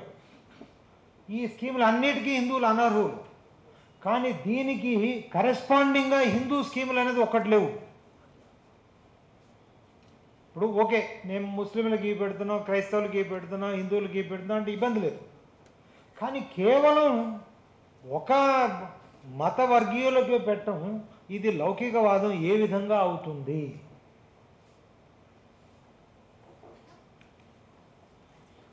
ఇది చూడండి, minority communities benefited the most under Modi government. ఇది వాళ్ళు ప్రచారం చేసుకోవడం కాదు. This is the same situation everywhere, in every government, whether it is Congress government or whether it is KCR government or whether it is Jagan government, TDP government or DMK, same situation. Only thing is they have publicized it. వీటి వలన దుష్పరిణామాలు ఏంటంటే మనకి దేశ విభజన ఏ కారణం మీద జరిగింది? మత ప్రాతిపదిక మీద. అంటే మతోన్మాదాన్ని ప్రోత్సహించడం వలన మన దేశ విభజన జరిగింది. అయినా కానీ మనము ఏమంటారు చూసారా, we have not learned any lesson from చరిత్ర నుంచి ఏమాత్రం గుణపాఠాలు మనం నేర్చుకోలేదు. ఇది అంబేద్కర్ గారి ఆయన పుస్తకంలో Pakistan or partition of partition, Ambedkar గారి స్టేట్మెంట్. ది కాంగ్రెస్, ఆ రోజుల్లో కాంగ్రెస్, ఈ రోజుల్లో అన్ని పార్టీలు అనుకోండి. The Congress has failed to realize that policy of concession has increased Muslim aggressiveness, and Muslims interpret these concessions as a sign of defeatism on the part of Hindus and absence of the will to resist. ఇది అంబేద్కర్ గారు ఆ రోజు చెప్పింది, ఈ రోజు కాదు చెప్పింది. అయినా కానీ మనం అంబేద్కర్ అని రోజు పొద్దున్న లేస్తే ఆయన జపం చేసేవాళ్ళు, ఆయన చెప్పింది మాత్రమే పాటించరు కదా, దానికి వ్యతిరేకంగా ఉన్నారు. తర్వాత చివరిది, హిందువులకి సమాన విద్యా హక్కులు ఉన్నాయా?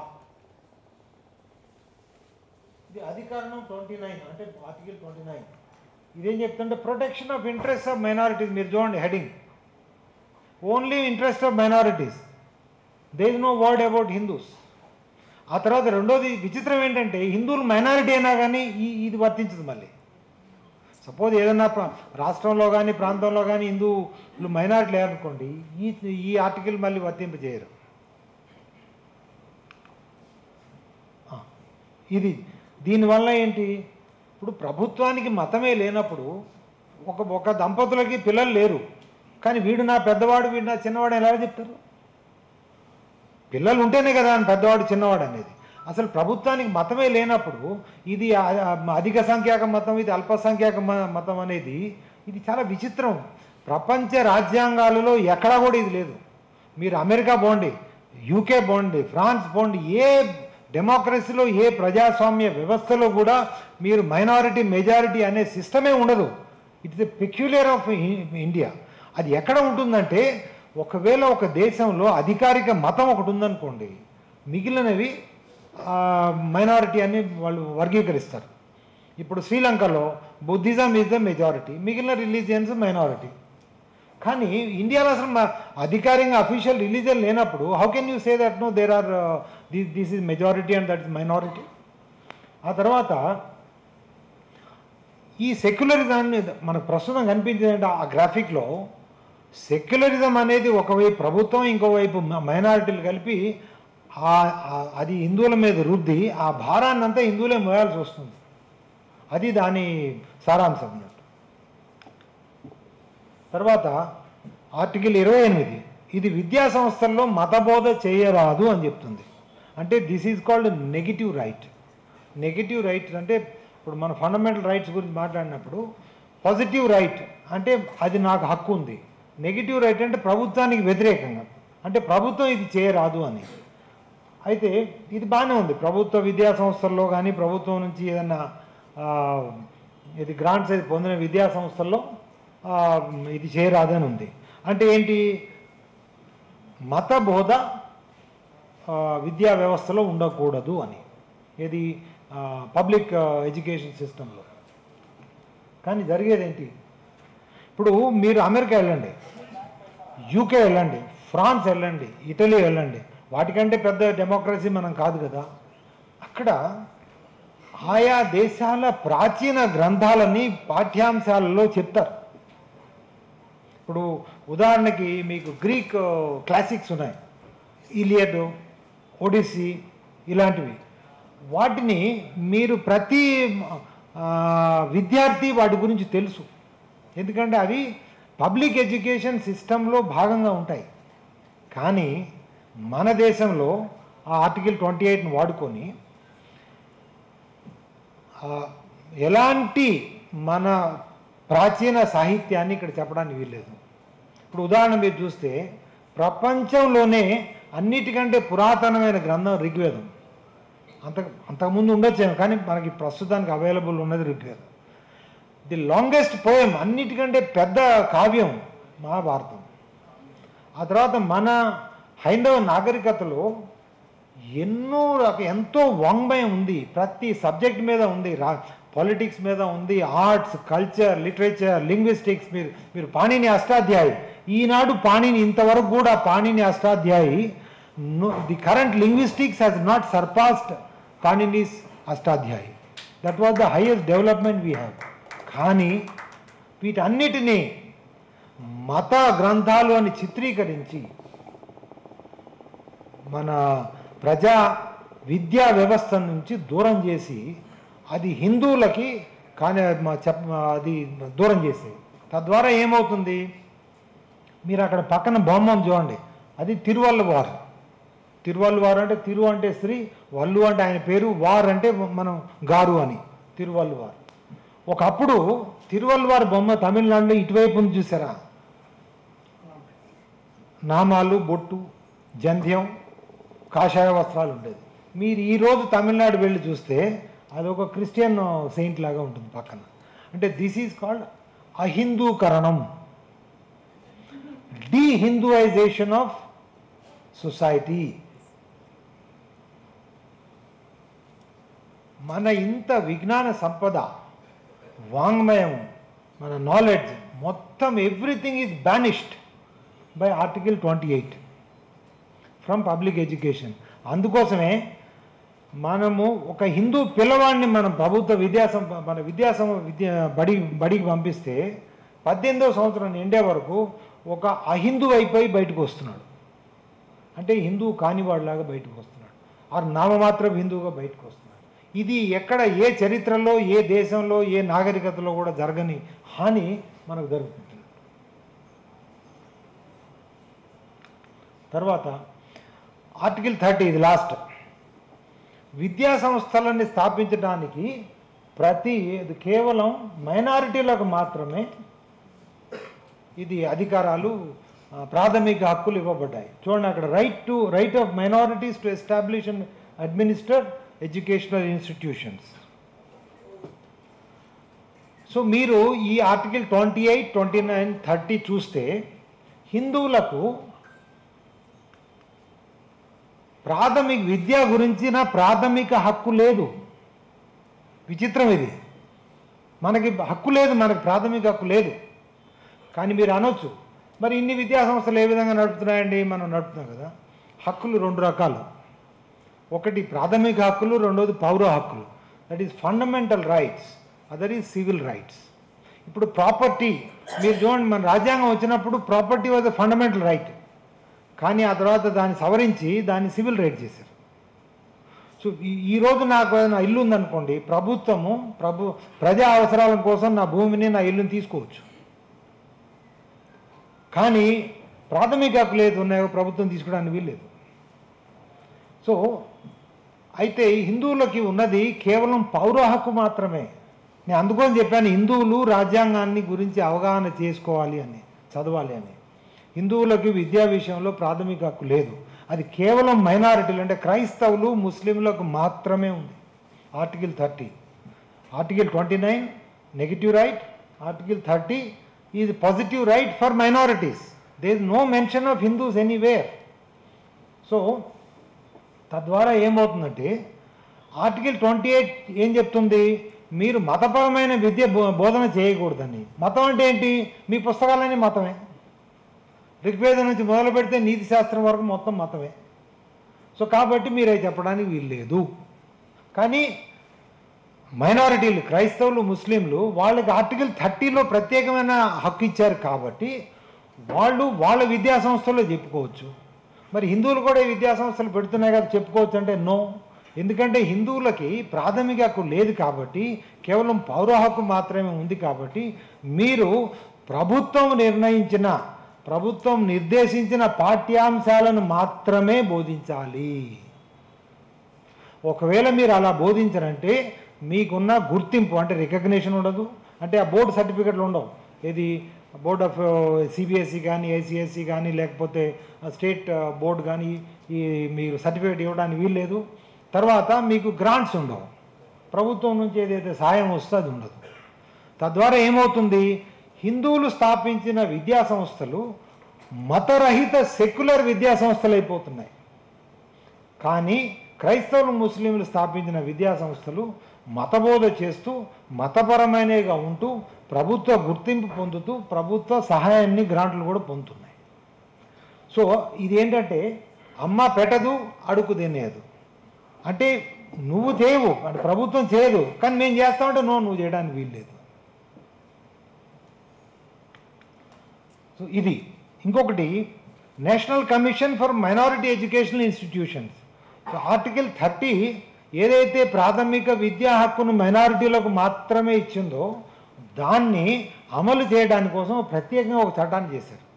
ఆ చట్టం ప్రకారము national commission for minority education institutes అని దానికి ఒక కమిషన్ కూడా ఉంది. వాళ్ళు ఏం చేస్తారు, ఇప్పుడు సపోజ్ ఏదన్నా ఒక మైనారిటీ ముస్లిందో క్రైస్తవులో అది ప్రభుత్వం ఏదన్నా వాళ్ళకి గ్రాంట్ ఇవ్వలేదనుకోండి, ఇమ్మీడియట్గా వీళ్ళకి రాస్తారు. చూడండి, తెలంగాణ ప్రభుత్వం నేను క్రైస్తవుని, నేను అక్కడ బడి పెడదాం అనుకున్నాను, ఈ తెలంగాణ ప్రభుత్వం నాకు భూమి ఇవ్వట్లేదు, లేకపోతే ఇది ఇవ్వట్లేదు, వాళ్ళు ఇమ్మీడియట్గా ఇంటర్ఫియర్ అవుతారు. ఒకవేళ ప్రభుత్వం వెళ్ళలేదనుకోండి, వాళ్ళకి హైకోర్టుకు వెళ్ళి డైరెక్ట్గా ఇతని తరఫున హైకోర్టుకు వెళ్ళే అధికారం కూడా ఉంది. అంటే ప్రభుత్వ డబ్బులు ఖర్చు పెట్టి ఇతని గురించి హైకోర్టుకు వెళ్ళి ఈ ప్రభుత్వానికి ఒక తీర్పు ఒక ఆర్డర్ తీసుకురావడానికి కూడా ఈ వ్యవస్థ ఏర్పాటు ఉంది. అంటే మైనారిటీల విద్యా హక్కులని రక్షించడం కోసమని ప్రత్యేక చట్టము, ప్రత్యేక కమిషన్, ప్రత్యేక వ్యవస్థ అన్నీ ఉన్నాయి. కానీ హిందువులకు ఏం లేదు. ఎందుకంటే హిందువులకు ప్రాథమిక హక్కే లేదు కదా, విద్యా విషయంలో ప్రాథమిక హక్కే లేదు. కాబట్టి మీకు హక్కు లేనప్పుడు మీకు ఈ చట్టాలు కానీ వీటి అమలు చేయడానికి ప్రశ్నే ఉండదు కదా. ఇది. సో అయితే రాహుల్ ఈశ్వర్ అని ఒక అతను ఉన్నాడు కేరళలో. అతను ఒక స్టడీ చేశాడు ఆల్ ఇండియా మొత్తం. అతను ఏం స్టడీ చేశాడంటే 18వ సంవత్సరం వచ్చే లోపల ఒక క్రైస్తవ లేక ముస్లిం విద్యార్థి 1000 గంటల ఫార్మల్ ఎడ్యుకేషన్ అంటే ఔపచారిక విద్య ఆ అబ్బాయికి వాళ్ళ మతం గురించి అతనికి అందుతుంది. 1000 గంటలు అంటే 18వ సంవత్సరం లోపు 1000 గంటలు, దాదాపుగా 1000 గంటలు ప్రతి ముస్లిము, ప్రతి క్రైస్తవ విద్యార్థికి. తద్వారా ఏంటి, ప్రతి క్రైస్తవుడికి తన మతం ఏంటో తెలుసు, ప్రతి ముస్లింకి తన మతం ఏంటో తెలుసు. కానీ ఒక హిందూ విద్యార్థికి 1 నిమిషం కూడా మీకు ఫార్మల్ ఎడ్యుకేషన్ లేదు. ఏదో అమ్మా నాన్నోళ్ళు, బంధువులో, వాళ్ళిళ్ళు, చుట్టాలో, అయ్యవారో, పూజారో, లేకపోతే ఏదైనా పీఠాధీశుడో అప్పుడప్పుడు ప్రవచనాలు ఇచ్చి అవి వినడం తప్పిస్తే అసలు మన మతం అంటే ఏంటి, దాని పుట్టుపూర్వోత్తరాలు ఏంటి, దాని మూల సిద్ధాంతాలు ఏంటి, అసలు అది ఎక్కడికి మనం తీసుకెళ్తుంది ఏంటి అనేది ఏ హిందువు కూడా అవగాహన లేదు. కారణం మన విద్యా వ్యవస్థ వల్లనే. దానివల్ల ఏమవుతుందంటే హిందువులు ఇల్లిటరేట్స్ అంటే మతం గురించిన నిరక్షరాస్యులు. ఒక నిరక్షరాస్యుడికి 10 పుస్తకాలు పెట్టామనుకోండి, వాడు ఏమంటాడు, అన్ని పుస్తకాలు ఒకటే కదా అంటాడు. ఎందుకంటే అందులో అది కెమిస్ట్రీయా, ఫిజిక్సా, లేకపోతే తెలుగా, లేకపోతే లిటరేచరా, ఇంకోటి ఏం తెలీదు, అన్ని పుస్తకాలే కదండి అంటాడు. అట్లాగే ప్రతి హిందువు అన్ని మతాలు సమానం అని చెప్పేస్తాడు. ఎందుకంటే వాడికి ఏ మతం గురించి తెలీదు, ఏ మతం గురించి తెలియని నిరక్షరాస్యుడు. హిందూ మతం అంటే తన మతం గురించి తెలీదు, పరమతం గురించి ఏదో కొద్దిగా గొప్ప తెలిస్తే ఆ కాన్వెంట్ స్కూల్లో తెలిసి ఉండొచ్చు. ఇది కేవలం హిందువులు ఏది మతరాహిత్యం కలిగిన హిందువులు మాట్లాడే మాటనే. అన్ని మతాలు సమానం ఎలా అవుతాయండి? 5,000 సమానం కానప్పుడు, ఇద్దరు అన్నదమ్ములు సమానం కానప్పుడు అన్ని మతాలు సమానం ఎలా అవుతాయి? అది సింపుల్ క్వశ్చన్. కానీ నిరక్షరాస్యులైన హిందువులు వాళ్ళు, నేను ఏంటంటే హీనోస్ అంటాను, హిందూ ఇన్ నేమ్ ఓన్లీ, అంటే నామమాత్రపు హిందువులే వీళ్ళే అంటారు. మీరు ఏ క్రైస్తవుడు ఏ ముస్లిం కూడా ఎప్పుడూ అన్ని మతాలు సమానం అని అనడు. ఎందుకంటే తనకి తన మతం గురించి తెలుసు. తన మతం గురించి తెలిసినప్పుడు వేరే మతం గురించి దాంట్లో ఉన్న తేడాలు కూడా తెలుస్తాయి. మనకేది తెలియనప్పుడు అన్నీ సమానమే అని అనుకుంటాం. ఇది ఈ మన విద్యా హక్కులు హరించడం వల్ల, రాజ్యాంగము హిందువుల విద్యా హక్కులు హరించడం వల్ల వచ్చిన దుష్పరిణామం.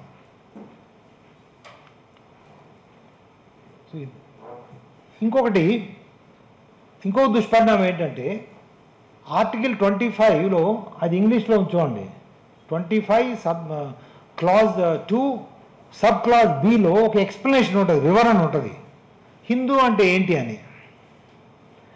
అందులో ఏం చెప్తారంటే దట్స్ అన్ ఇంక్లూజివ్ డెఫినేషన్. అంటే హిందూ అనగా బౌద్ధులు, సిక్కులు, జైనులు కూడా అని దాని అర్థం అన్నట్టు. అంటే బౌద్ధులు, సిక్కులు, జైనులు వీళ్ళు హిందూ దాని కిందే వస్తారు.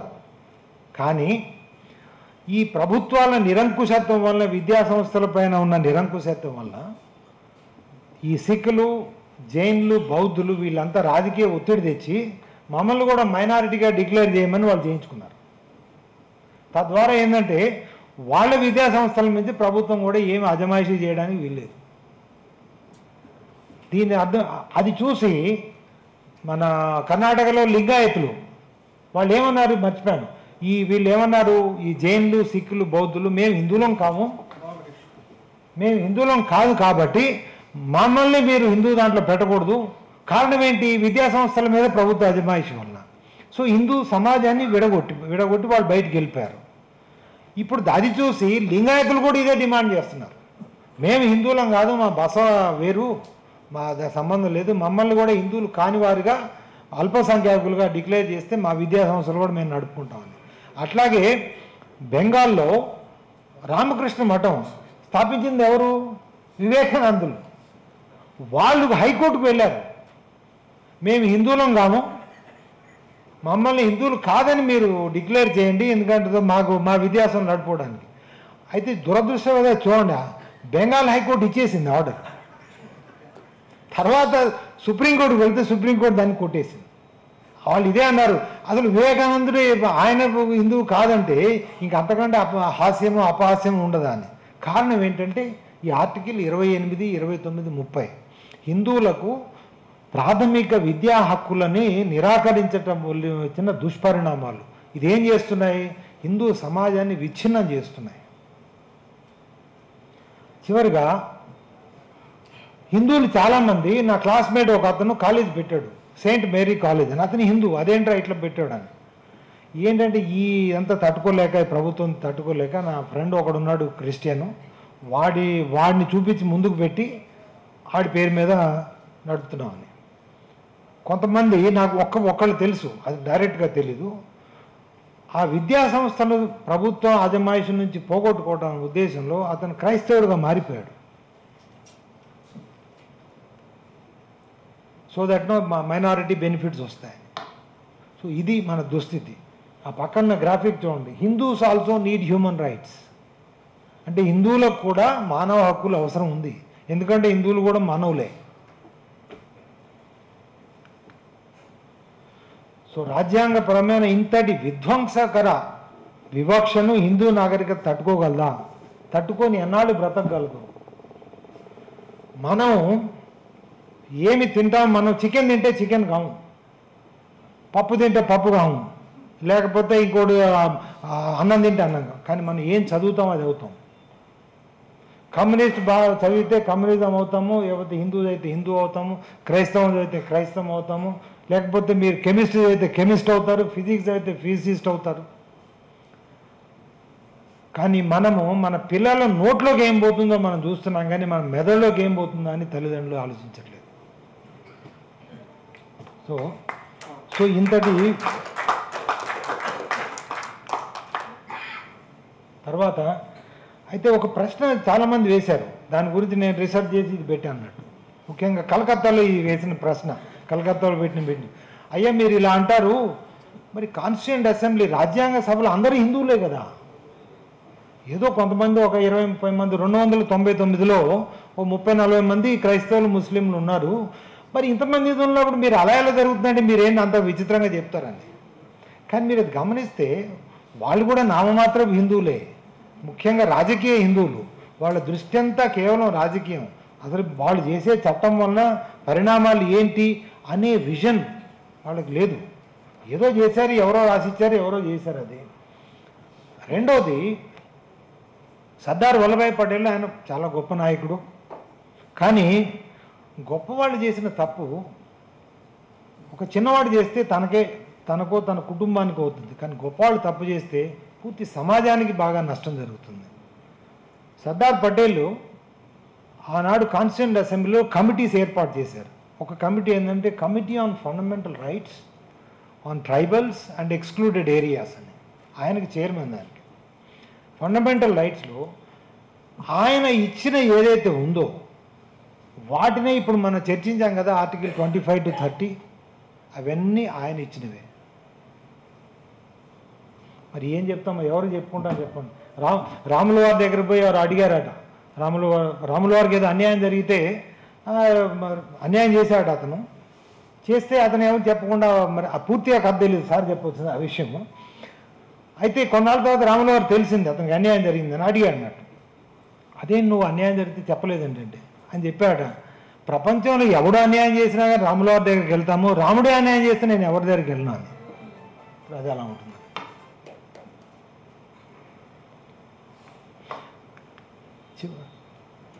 అయితే ఇది యాంటీ క్లైమాక్స్ అంటారు.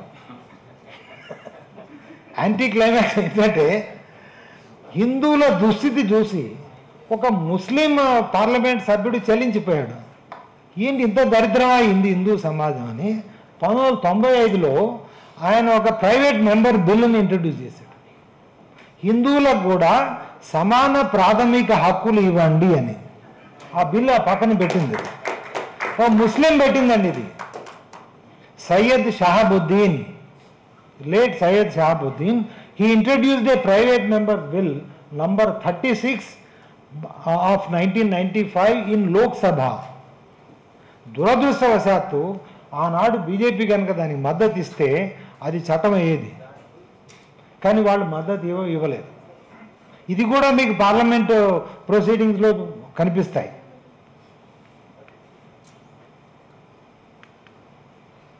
ఇది 2007లో United Nations declaration of rights of indigenous people అని, అంటే ఇక్కడున్న స్వదేశీ వాళ్ళ రైట్స్ ఎలా ప్రొటెక్ట్ చేయాలని. మీరు దాని ప్రకారం చూసినా దాన్ని మన భారతదేశం దానికి సంతకం పెట్టింది, ఒప్పుకుంది. అయితే ఏదైనా ఇంటర్నేషనల్ అగ్రిమెంట్స్ కనుక భారతదేశం సంతకం పెడితే దాన్ని చట్టం చేయాలి ఇమీడియట్గా. అది అధికరణం 253 కాన్స్టిట్యూషన్లో చెప్తారు, రాజ్యాంగం ఆర్టికల్ 2253. కానీ ఇంతవరకు చట్టం చేయలేదండి. మీరు దాన్ని కన్నా చట్టం చేస్తే మనకు సమాన హక్కులన్నీ వచ్చేస్తాయి. అంటే ఒకవైపు ఏమో మనం అంతర్జాతీయ ఒప్పందాలన్నిటి మీద సంతకం పెడతాము, వాటిని మాత్రం అది కనుక హిందువులకు కనుక ఉపయోగపడితే వాటిని మాత్రం మనం అమలు చేయము. సో అందువలన మనకు కావాల్సింది ఏంటంటే సమాన హక్కులు మాత్రమే. మనం ప్రస్తుతం మెజారిటీలు ఉన్నా కానీ మనకి ప్రత్యేక హక్కులు అవసరం లేదు. ఎందుకంటే హిందువులు బై నేచర్ లౌకికవాదులు, అందరినీ సమానంగా చూస్తారు. ముస్లింలు క్రైస్తవులకి కుర్చీ వేసి కూర్చోబెట్టారు, హిందువులని నేల మీద కూర్చోబెట్టారు. మనం అడుగుతుంది ఏంటంటే కేవలం అయ్యా మాకు కూడా కుర్చీ వేయండి, మేము కూడా కుర్చీలో కూర్చుంటాము, అంతేగాని ముస్లింలు క్రైస్తవుల్ని కిందికి దించండి అని మేము అడగట్లేదు. దానికి కావాల్సింది ఏంటి? కేంద్ర ప్రభుత్వము రాజ్యాంగంలోని ఆర్టికల్స్ 25 నుంచి 30కి వాటిని సవరించాలి. ఆ తర్వాత ఒక సెంట్రల్ వక్ఫ్ యాక్ట్ లాగా టెంపుల్ యాక్ట్ లాంటిది కేంద్ర ప్రభుత్వం తీసుకొచ్చి రాష్ట్ర ప్రభుత్వాలు చేసిన ఈ దేవాదాయ ఎండోమెంట్ చట్టాలన్నింటినీ రద్దు చేస్తూ ఆ టెంపుల్ యాక్ట్ తీసుకొచ్చి దేవాలయాల్ని ప్రభుత్వ అధీనం నుంచి విడిపించాలి. ఇంతే మనం అడిగేది, పూర్తిగా సెక్యులర్. చివరిగా మతం వేరు, రాజకీయం వేరు, అది నేను పూర్తిగా నమ్ముతాను. మనము ఆ కుర్చీలో ఉన్నప్పుడు మనకు అందరూ సమానమే ప్రజలు. అది ఏ పోస్ట్ అయినా కానీ, ముఖ్యమంత్రి కావచ్చు, ఎస్పీ కావచ్చు, కలెక్టర్ కావచ్చు, డీజీ కావచ్చు, చీఫ్ సెక్రటరీ కావచ్చు. ఎవడికి అన్యాయం జరిగిందో వాడికి న్యాయం చేయాలి, ఎవడికి అవసరం ఉందో వాడి అవసరాలను తీర్చాలి. వాడి మతంతో, వాడి కులంతో, వాడి ప్రాంతంతో, వాడి భాషతో మనకు సంబంధం లేదు. అదే రాజధర్మం, అదే ఇది చెప్తుంది. మతం వేరు, రాజకీయం వేరు. కానీ మనకి ఏదైతే మూల చట్టం అనేది ఉందో రాజ్యాంగం, ఆ మూల చట్టమే మనకు అన్యాయం చేస్తున్నప్పుడు మరి మనము దానికి ఆ అన్యాయాన్ని ప్రజలకు చెప్పి, పాలకులకు చెప్పి ఆ అన్యాయాన్ని తొలగించమని మనం అడగాల్సిందే. ఇది మతం వేరు, రాజకీయం వేరు అనేది. సో అది చేయనప్పుడైతే మనం లౌకికవాదం అనేది ఆ ముసుగులో మనము ఆడుతున్న కుహనా లౌకికవాద నాటకం. అది హిందూ వ్యతిరేక కుహనా లౌకికవాద నాటకం. మన రాజ్యాంగం నిజంగా సెక్యులర్ అయితే హిందువులకు నిరాకరించిన హక్కులన్నిటినీ ఇవ్వాలి. మైనారిటీలతో పాటుగా మన దేవాలయాల్ని ప్రభుత్వ అధీనం నుంచి విడిపించాలి. అప్పుడే మనం నిజమైన లౌకికవాద దేశంగా మనం పరిగణించబడతాం. సో ఇది మా సంస్థ, ఇది మేము సంస్థ అని కాదు, ఇది యాక్చువల్గా ఒక movement for equal rights for Hindus. 2018లో నేను స్టార్ట్ చేశాను. 2018 నుంచి కూడా చేస్తూనే వచ్చాను ప్రజలకు ఇది చేయటం కోసం. మేము ఎవరికి వ్యతిరేకం కాదు, అందరూ మన వాళ్ళే. ఈ దేశంలో ఉన్న ప్రతివాడు భారతీయుడే, అందరికీ సమాన హక్కులు ఉండాలి. మతాతీతంగా, కులాతీతంగా, ప్రాంతాతీతంగా, భాషాతీతంగా అందరూ సమానులే అని మనకు రాజ్యాంగం చెప్పినప్పుడు, రాజ్యాంగం చేసినప్పుడు నిజమైన లౌకికవాదులం అవుతాము. ఇది. Thank you very much.